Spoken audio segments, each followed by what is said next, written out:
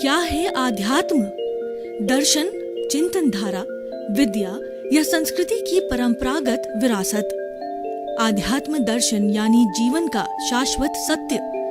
मानव जीवन से जुड़े शाश्वत सत्यों को जानिए और समझिए उपासक डॉक्टर सोहन राज तातेड़ से हमारे खास कार्यक्रम आत्मविज्ञान में। आत्मविज्ञान यानी सही दृष्टि, सही सोच। भाई और बहनों, मातृशक्ति को नमन।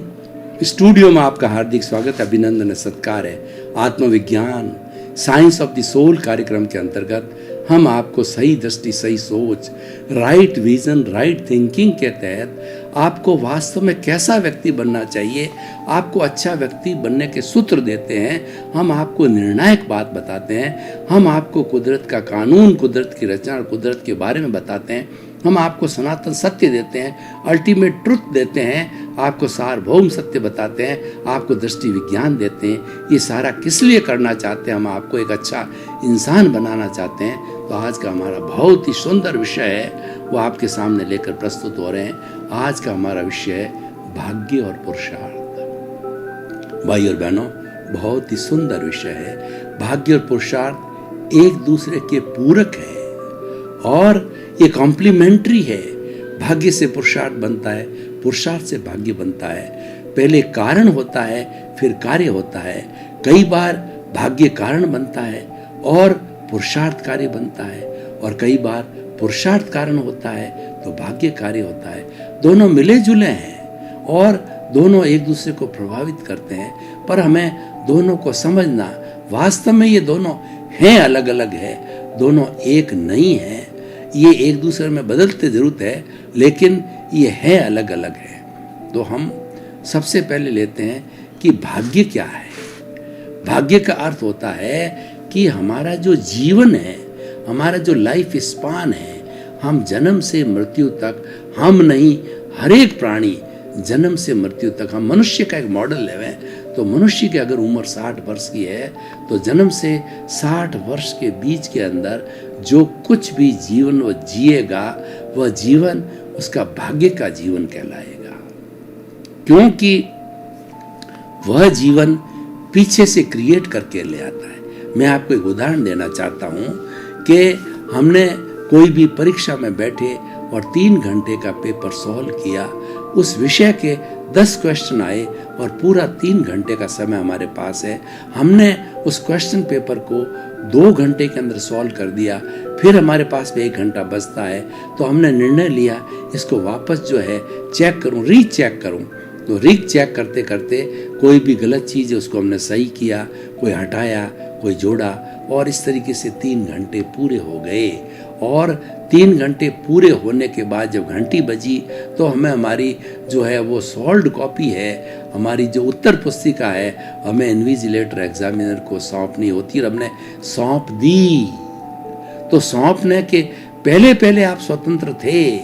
स्वतंत्र होने के कारण आपने करेक्शन दे दिया। कहने का मतलब ये कि आप ये जब जीवन जी रहे हो तो जीवन के अंदर आप करेक्शन कर सकते हो, लेकिन जब आपने पूरे जीवन भर जी करके जैसा चार्जिंग पॉइंट बनाया, जैसे चार्जेस किए, जैसे भाव कर्म किए हैं, उस कर्म के करते करते आप कोई भी जो है उसमें करेक्शन दे सकते हो, जैसा कि क्वेश्चन पेपर में करेक्शन किया। लेकिन ये जब शरीर समाप्त हो जाएगा तब उसके बाद में ये सारे जो भाव कर्म किए हुए हैं, ये सारी जो कॉजल बॉडी है, वो नेक्स्ट बर्थ के अंदर जन्म, ये शरीर छोड़ते ही, नेक्स्ट बर्थ के अंदर जन्म लेते ही फिर आप स्वतंत्र नहीं हो, फिर आप प्रतंत्र बन जाते हो, फिर भाग्य के अधीन हो जाते हो। भाग्य का संचालन है वो कुदरत करती है, वो साइंटिफिक सर्कमस्टेंशियल एविडेंसेस करती है, और भाग्य को मैं कर्म सिद्धांत कहूँ तो एक ही बात है। और कर्म के सिद्धांत को इस सृष्टि का ईश्वर कहूँ तो भी कोई अतिशयोक्ति है। जब आपने जीवन पूरा कर लिया और नेक्स्ट बर्थ के अंदर आप आ गए, तो नेक्स्ट बर्थ में आने के बाद के अंदर आप प्रकृति के ताबे आ गए। आप जो है वो कुदरती रचना और कुदरत के कानून के ताबे आ गए, और उस पर आपके ऊपर कई कानून लागू हुए द्रव्य क्षेत्र काल भाव का कानून लागू हुआ और साइंटिफिक सर्कमस्टेंस एविडेंसेस का कानून लागू हुआ, व्यवस्थित शक्ति लागू हुई और काल स्वभाव कर्म पुरुषार्थ और का नियम लागू हुआ, यानी आप स्वतंत्र हो गए। अब आप पर संचालन ये करेंगे तो हमारी कुदरत कहती है अब तुम मेरे ताबे हो और मैं ही करता हूँ।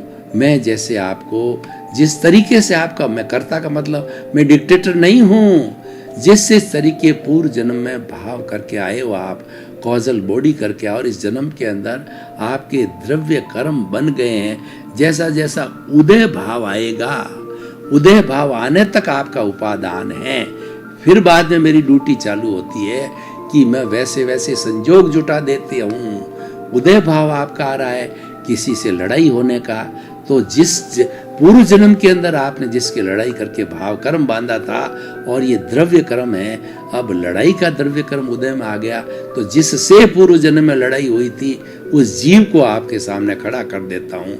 हो सकता है वो उसी तरह का नहीं, वो दूसरे नाम का हो, लेकिन उस जीव को, जीव तो वही है, उसको आपके सामने खड़ा कर देता हूँ और आपके दोनों के अंदर बीच में लड़ाई झगड़ा हो जाता है। तो ये सारा प्रारब्ध है। भाग्य है वो प्रारब्ध है, भाग्य है वो उदय है। भाग्य जो है द्रव्य कर्म है और भाग्य जो संचय होता, अर्जित किया जाता है, वो हमारे कॉजेस के द्वारा होते हैं। ये प्रकृति का नियम होता है, बिना कारण के कार्य नहीं होता है और कारण कार्य बनता है, कार्य कारण बनता है।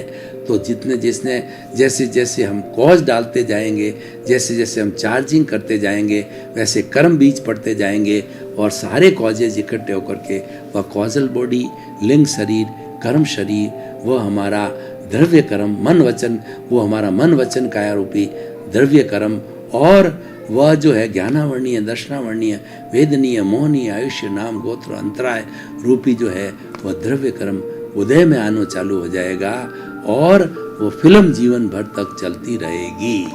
तो अब आप देखिए, मैं आपको एक दूसरा उदाहरण और देना चाहता हूँ जिससे आपकी पोजीशन सारी क्लियर हो जाएगी कि वर्तमान में मेरा नाम सोहन राज है। तो सोहन राज रूपी जो पुतला है, ये जो उसका डिस्चार्ज चल रहा है, उसका भाग्य चल रहा है, उसका जो उदय चल रहा है, उसका प्रारब्ध चल रहा है, ये सब जड़ है, ये द्रव्य कर्म है, सब जड़ है, ये पौद्गलिक है। और ये कहाँ से आए?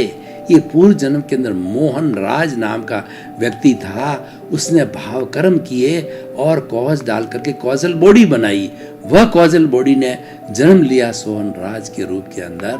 तो अब ये सोहन राज भुगतने वाला है और जनरेट करने वाला मोहन राज था पूर्व कर्म के अंदर। अब सोहन राज जनरेट कर रहा है, फिर चार्जिंग बढ़ा रहा है, और चार्जिंग न बढ़ा रहा है तो नए कॉज नहीं पड़ेंगे।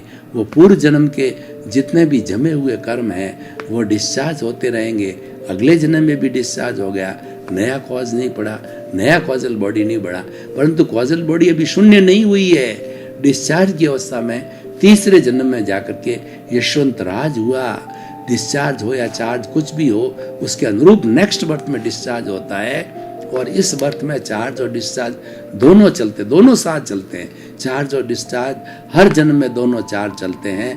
जो इस जन्म का चार्ज है वो अगले जन्म में डिस्चार्ज चलता है, और जो इस जन्म का डिस्चार्ज है वह जो है वो यहीं समाप्त होता है। डिस्चार्ज समाप्त होता रहता है और चार्ज नया जनरेट कर लेता है। चार्ज सृजन है और डिस्चार्ज है विसर्जन है, ये समझने की चीज़ है। डिस्चार्ज में समाप्त होता जाता है, कर्मों का जो खाता है वो धीरे धीरे कम होता जाता है। कॉजल बॉडी धीरे धीरे उसकी डेंसिटी, उसका घनत्व और उसका जो है वॉल्यूम कम होता जाता है, और कॉजल बॉडी है धीरे धीरे उसकी मात्रा कम होती जाती है। अगर नया चार्ज ना हो और नया चार्ज ज़्यादा हो जावे तो उसका घनत्व बढ़ भी सकता है। अब देखिए, पूर्व जन्म में मोहन राज था, इस जन्म में सोहन राज है, आने वाले समय के अंदर जो है वो यशवंत राज है।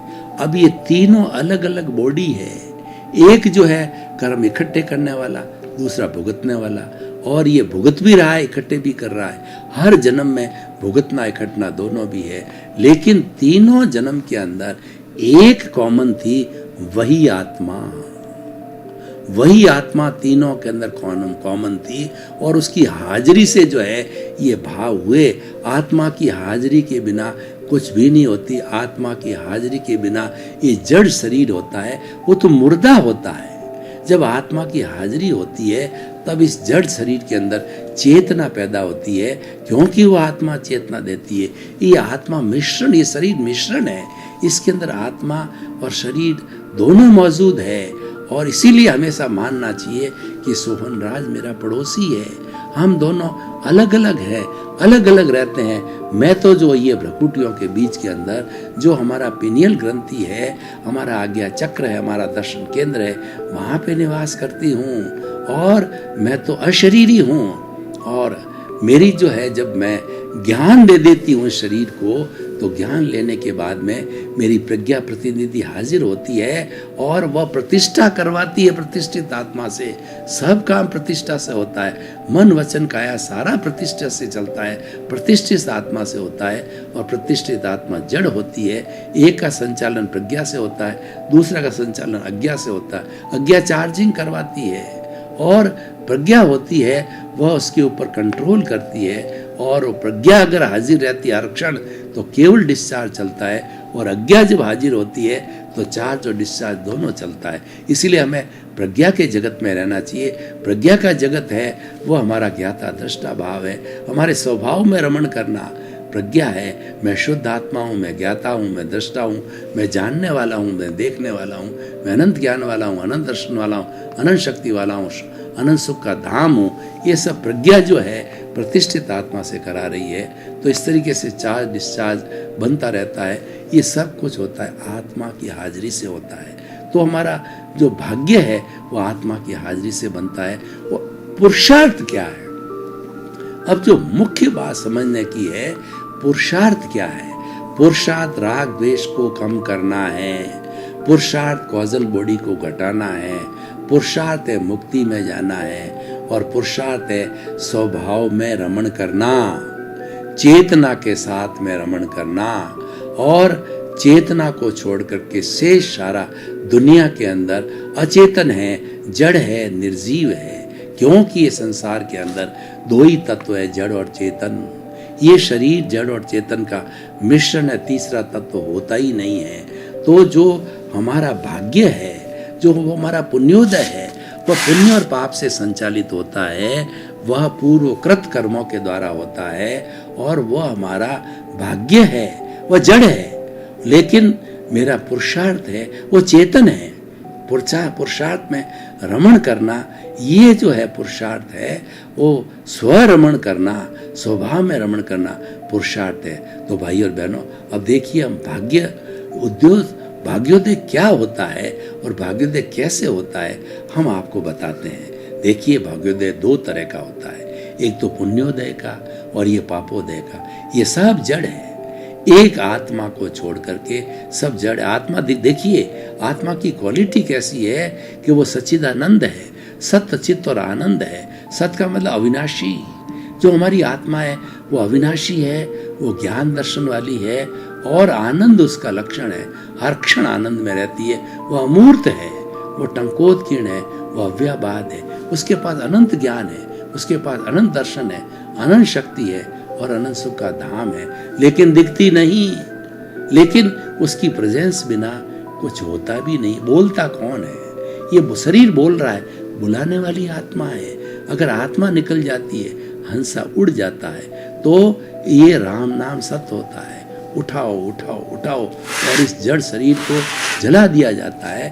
कहते हैं कि पानी बन जाता है, कीड़े लग जाते हैं, बदबू आने लगती है, और लोगों के लिए एक तकलीफ का कारण हो जाता है। तब इस जड़ शरीर को जला दिया जाता है। तो सारा भाग्य है वो जड़ है।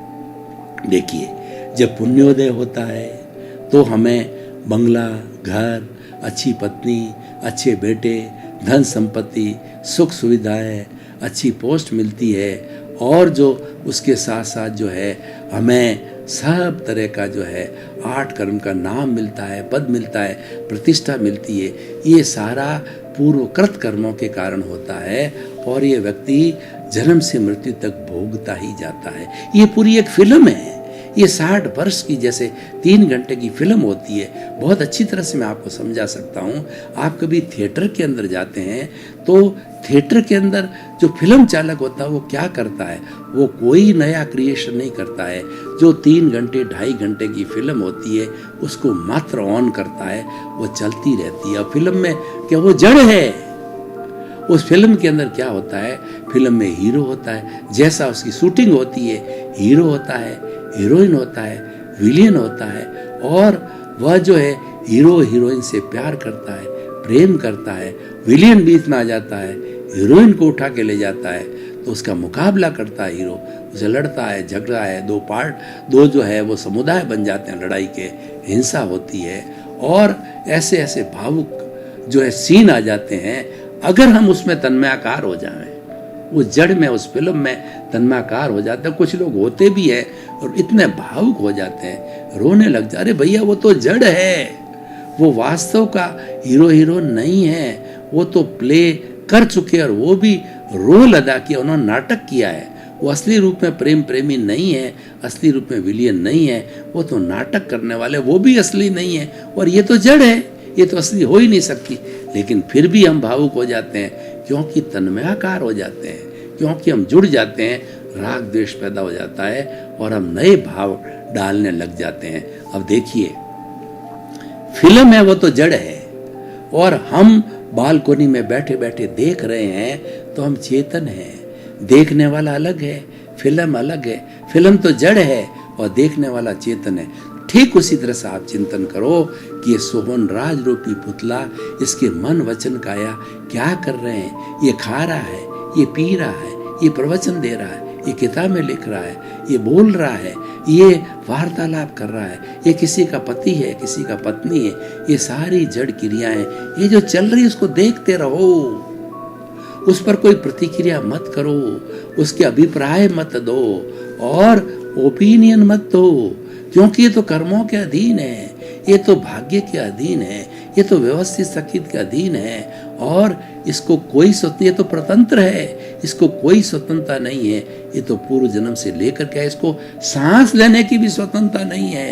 ये सोहन राज ने जितना आयुष्य बंधन कर दिया है, अंतिम सांस के बाद वो सांस नहीं ले सकता। मैं आपको उदाहरण देना चाहता हूँ कि हम किसी हॉस्पिटल के अंदर अपने परिचित का लास्ट मोमेंट देखते हैं, उसके बर्थ का, तो लास्ट मोमेंट के बाद जब हंसा उड़ जाता है, डॉक्टर कह जाता है नाउ ही इज डेड, तो अब उसको बुलाइए। उसका हाथ, वो स्वयं क्या हाथ हिलाता है, वो पहले 1 मिनट पहले वार्तालाप कर रहा था, बोल रहा था, अब आपको उसको बुलाइए।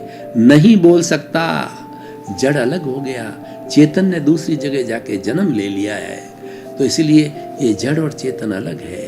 तो जो चल रहा है वो जड़ है, देखने वाला चेतन है, दोनों अलग अलग है। ये मेरा पड़ोसी है, उसको देखते रहिए। मात्र ज्ञाता दृष्टा भाव में रहना ये पुरुषार्थ है। स्वभाव में रमण करना ये पुरुषार्थ है। उस स्वभाव में रमण करने से होता क्या है कि ये तो चल रहा है, इसके अंदर कोई रोक टोक आपकी नहीं चलेगी।